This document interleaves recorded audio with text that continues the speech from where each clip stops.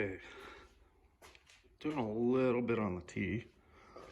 My next step is, well, I want to get some weight on the frame, which I have. I've got the engine and trans sitting on there. Obviously, it's got to sit lower in the chassis. I wanted to keep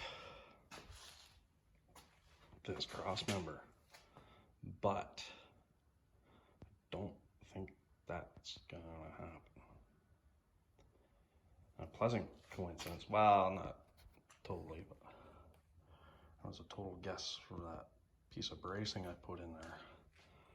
But it's also gonna line up perfect for the trans mounts, because I have, where am I have the frame scribed.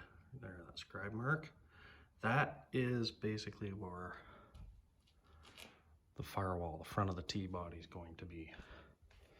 I wanted the very, very stubby look to this car and everything packed in. I hate it when there's 10 miles between the rad and the water pump. And it's got to slide back another inch or so, but I'll have the space. It's actually, right now it's just sitting slightly ahead of the scribe mark, about inch or two. So I gotta shuffle this back a bit. But the reason I say this cross member probably has to come out is to clear shift linkages, clutch linkage, all that jazz. I kind of wanted to save it because, I don't know, the Cookie T had it. I believe Ivo's T has it. So I kept that stock Model A member in there while I hacked everything else out. Probably for the same reason I was thinking of keeping it in here. It's a central point, adds rigidity. I don't know. I'll see if I can work with it, because this being a 57 Chev trans, it doesn't have the trans mount on the tail shaft. It's they're up at the bell housing, which I kind of like, because I'm using the Hurst front mount on this. I don't want to go all the way from the front, all the way to the tail shaft with nothing in between. This gives me something in between there. Definitely this thing's got to come down on the chassis. I was thinking about dumping it more in the front, but I don't think that's necessary. It's sitting on a 2x4 block of wood, just kind of working out my spacing, and then I can work out where that mount's going to be. But I'm going to wiggle this so I can dump this trans under this cross member, which I think I'm going to end up. Well, I got to cut that brace out I put in. I was in so when I cut the front off, the whole frame didn't go boing. I had the same in the back here, but I welded that piece in, and then I cut the back of the frame off. So, more head scratching and frustration. I'll show you what the frustration was about. I know we're all supposed to be hot rodders and brothers and all this BS, but man, I don't know if the previous owner to me that sold me the coupe that all these parts are coming from knew or was responsible for this mess. I'm not sure. I'm not gonna shit talk him, but holy cow. Maybe he unloaded it because he knew what kind of mess it was. I'm gonna show you something here. Old parts being messed up, whatever, they're old parts. They're 80 years old, 90 years old, 100 years old, 50 years old, whatever, they're old. That I can deal with. Shit like this, brand new friggin' parts. Thing was assembled. Come on, focus. See that? Chewed right up. Couldn't even get the knot off. I had to take this wishbone off so I could get the engine stand underneath the frame. And just a friggin' mess. I mean, shit, you can't even put together crap without buggering it up. And then flog it down the road. I don't know, man. Not cool. I lost the nut, fell off. I couldn't even get the nut back on the stupid piece of crap. Doesn't matter, it's junk anyway. That's why I'm having to go through everything, every little thing. Everything's screwed up. There's not a piece on this thing that's not screwed. There's always something somewhere. So this wishbone, look, brand new wishbone, brand new bolts, brand new everything. These plates, they were buggered up because they decided to weld them to the frame. They're bolt-on plates. Bolt them on, Jesus. And these, how hard is it to do up one of these? They got them goofy, friggin' odd-shaped lock nuts, but I don't know.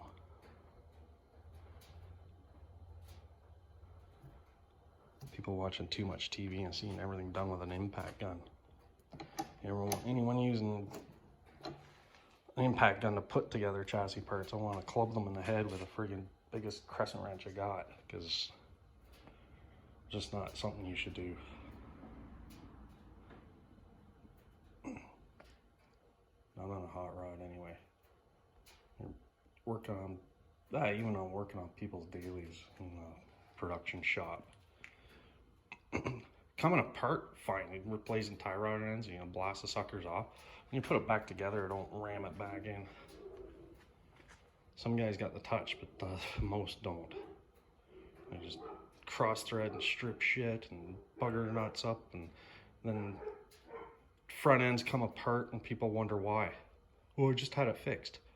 Yeah, because you got someone in a I'm not even going to go down that road, but there's too much pressure on production shop mechanics too. Because they get paid flat rate and then they keep changing the rates and dropping the friggin' times down on guys. Used to be an 8-hour job, now a 2-hour job, and it's going to take you 4, so now you're making half rate. That's BS too, and that's why I didn't go into the trade full time.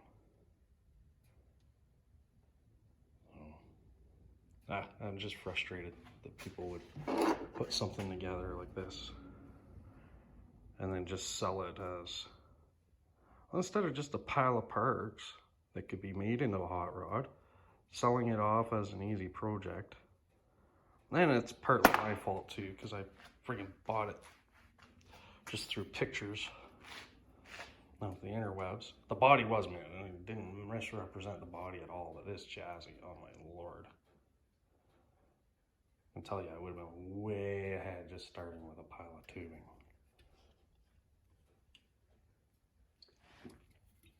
But I'm being stubborn too and decided I wanted to use as much of the crap I got as possible. Anyway,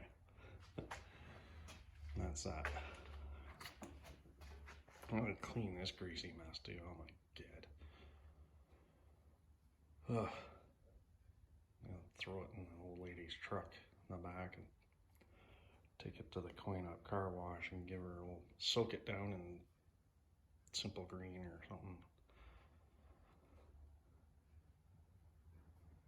Take it and hose it off.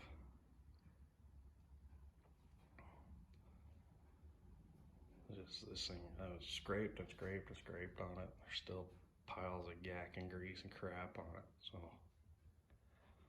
and this trans isn't much better.